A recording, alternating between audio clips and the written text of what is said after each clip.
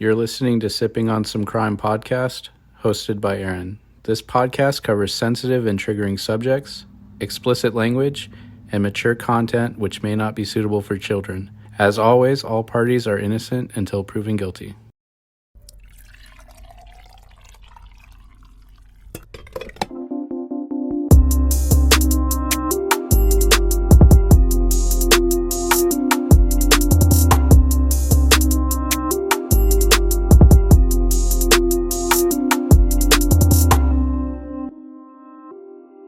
Today I'll be covering the case of Cathy Moulton.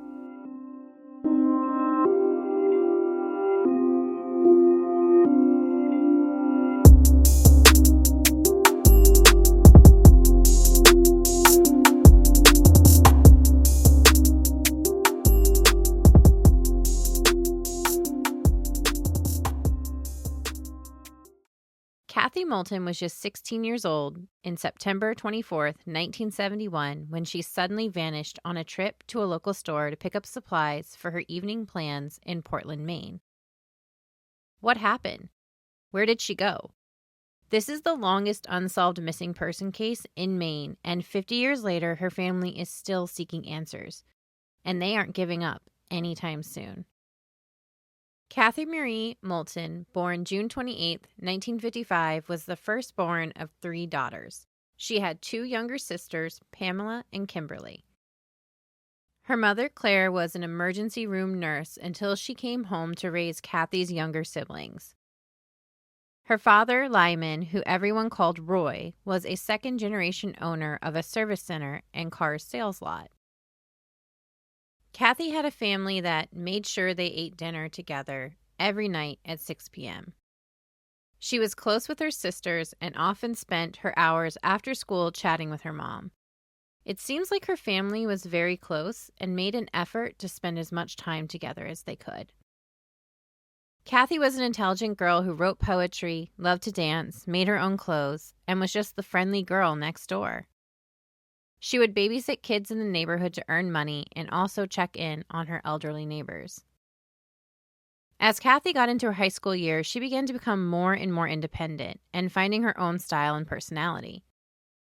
She began wearing more makeup, keeping secrets with her sisters, and sneaking cigarettes. Cathy and a friend started hanging out at a coffee shop near Longfellow, and that is where she would meet a man named Chris Church. He was a photographer who asked her to pose for portraits in his Monument Square studio, which she agreed to do. Not sure exactly what age, but either 15 or 16, Cathy was dating a man named Lester Everett, who was 22. At the time, Cathy's parents had no knowledge she was dating Lester. I don't have any information on how long they were dating or any information on Lester's life or background. The summer before Cathy would vanish, her family would travel the continental United States together for 81 days. They traveled in the family Cadillac, stopping at roadside motels at night. Cathy kept a journal detailing every day of this trip with her family. Kim, her middle sister, said it was a marvelous family trip that brought everyone closer together. Cathy would celebrate her 16th birthday on this road trip with her family. The family would decide to celebrate Cathy's birthday in Williamsburg, Virginia. They stopped and had pizza and sang happy birthday to Cathy as they ate raspberry coconut layered cake for dessert. When the family arrived in Texas in July, just a few days later, Cathy would pick out a tan and brown reversible tooled leather handbag as her birthday gift. Cathy was attending Deering High School in Portland and would be starting her junior year just 2 days after the family returned from their road trip. The night Cathy vanished was a Friday night. Cathy had planned to attend the dance at the YWCA and had made a skirt to wear that night, but she needed thread to hem it and pantyhose to finish getting ready for the night. Cathy's mom would give her money to also pick up toothpaste while she was running her errands, and Cathy's dad would drop her off at the corner of Forest and Cumberland Avenues around 1 p.m. Cathy was seen headed east towards Congress Avenue, where she stopped in nearby stores. Around 3 p.m., Cathy would go into a local music store and meet up with her friend from school, Carol Starbird. The two talked about the dance and caught up on gossip for a bit. Cathy was eager to get home and to get on her outfit she had been so excited about and to get ready for the dance. Cathy mentioned to Carol that she had spent her bus fare earlier, so she was going to walk home. It was about a 2-mile walk from the music store. Cathy said goodbye to Carol, promising to meet up with her at the dance, and headed out the store towards Forest Avenue. As she disappeared into the distance, that would be the last time she was ever seen by a loved one. At 6 p.m., when Cathy hadn't returned for dinner, like always, and she hadn't called to say she would be late, her family knew something wasn't right. Cathy's father, Roy, decided to go drive the streets looking for her while her mother, Claire, stayed home, calling friends and neighbors in hopes someone had seen Cathy or knew where she was. Kim remembers the mood shifting from frustration to concern, then alarm, and that's when her parents would call the police. Roy would head out to the station to speak with an officer in person. An officer would tell Roy that it was too soon to be filing a missing person report and that Cathy had probably just run away, and to call again when more time had passed. The officer had a condescending and indifferent attitude about the whole situation, but Roy felt deep in his gut that his daughter was in danger. That feeling would haunt him for the rest of his life. The next day, Cathy's parents convinced the police department to file a missing person report that went largely unnoticed. October 5th, 10 days after Cathy went missing, the Press Herald and Evening Express ran stories about Cathy and both her parents pleading with the public for any information to contact them or the police. 5 days later, October 10th, the Maine Sunday Telegram's headline read, "Police hunt in vain for missing girls." The article covered both Cathy and 11-year-old Barbara Ann Ripley's disappearance. Barbara had gone missing after her school bus dropped her off in North Yarmouth, and the communities were frustrated with these young girls' disappearance. Barbara's remains would be found 10 years later in a box barn. Police believe she ran away and died due to the elements. I'd like to take a deeper look into that one myself. Youth Aid Bureau Officer Russell Norris told the reporter of the Telegram that the search for Cathy was at a standstill. He said, quote, "We've checked out every clue, but nothing. We just don't know what happened. She just dropped from sight," unquote. There would be rumors about Cathy's disappearance in the neighborhood and her school, saying that she ran away to Boston, but there was never any evidence that pointed to that. Cathy's mother would sit in their sun parlor for hours on end, staring out the window, watching and waiting for Cathy to come home, walking up the street. Eventually, they would hire their own private detective to help them look for Cathy. In November, after Thanksgiving, Cathy's family would receive a tip that Cathy was seen in, and don't come at me, I'm trying to pronounce these cities, Persk Isle. Her parents would make the 4-hour drive north and meet with the local police, who told them that they didn't know about their missing daughter. They would hand out missing posters with Cathy's description and a photo in town, and that would lead to another tip that a girl matching Cathy's description was seen in New Brunswick. Her family would head to New Brunswick, but again would find another dead end and decide to return home to Portland to continue their search. Officials would go to Deering High School and clean out Cathy's locker in hopes of finding a clue. It's there that they would find a 7-digit phone number on a scrap of paper, hoping that this was a new lead. But after looking further into the number, they discovered it was just the number of her father's used car shop. They decided her locker was another dead end. The family's investigation stalled, and it seemed police were not investigating at all. It would be decades before police decided to look deeper into this case and try to piece together evidence and begin the real search effort for Cathy. The attitude in the 70s about missing kids were they were not missing, but they had run off to join experimental communities, were protesting, rebelling, or in the case of young girls, they just decided to run off with their boyfriends if they were drafted. There was no major news coverage for Cathy's case back then, and with no social media platforms, her case went widely unnoticed by the public. 3.5 years after Cathy's disappearance, her sister Kim would turn 16. She knew that this was a hard milestone for her parents, for their middle child to reach the same age as their oldest child when she disappeared. Kim herself would avoid going to the YWCA for dances that Cathy loved. It was just too painful for everyone. It really altered Kim's reality on a daily. Part of her persona became to protect herself from danger every time she walked out the door. The very real reality that the world was more dangerous than she had known before her sister disappeared was now her new normal. It would be 17 years after Cathy went missing when in 1988 her family would hear a knock at the door to find Detective William Deachin on their doorstep. Detective Deachin was working with the Royal Canadian Mounted Police to help identify remains of a murder victim found in Surrey, British Columbia, to see if perhaps the remains were Cathy's. It was the first real lead they had in Cathy's case. Now, how they connected those dots or what made them think it could be Cathy, I don't know. But now, someone was paying attention to her case. They would collect Cathy's dental records to compare and discover that the remains were not Cathy, since she had very distinctive work done on her teeth before getting her braces, and these did not match the victim's. It would be another 3 years before there would be any movement on Cathy's case. In 1995, recently promoted Detective Cathy would be given a cold case file assigned by Sergeant Thomas Joyce with one single page in it. It was the missing report filed on Cathy September 25, 1971. He would also be handed an investigation supplement written up by Detective Deachin, dated January 15, 1988, as the last date that showed work logged on Cathy's case. Detective Cathy looked at this file that day, and from that day on, this became the case he wouldn't let go of. Detective Cathy decided to start his investigation from the beginning. First, he reached out to Cathy's best friend, Nancy Barlow. After talking with her and the photographer, Chris Church, Detective Cathy would learn about Cathy's then-boyfriend, Lester.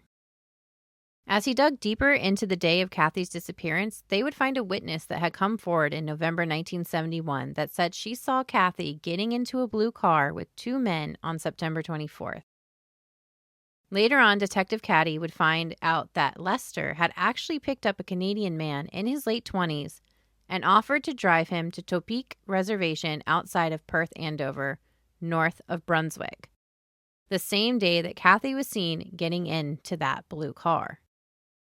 He doesn't believe Cathy knew about this man and his plans when she got in that car. As Detective Cathy looked deeper into Lester's background, he would discover that Lester was a suspect in a vehicle theft in 1963 of a 4-door blue Cadillac stolen from the owner of the Davis Motel on Route 1 in Falmouth, where Lester had worked. Along with the stolen car, there was a report that a credit card in the car was missing as well.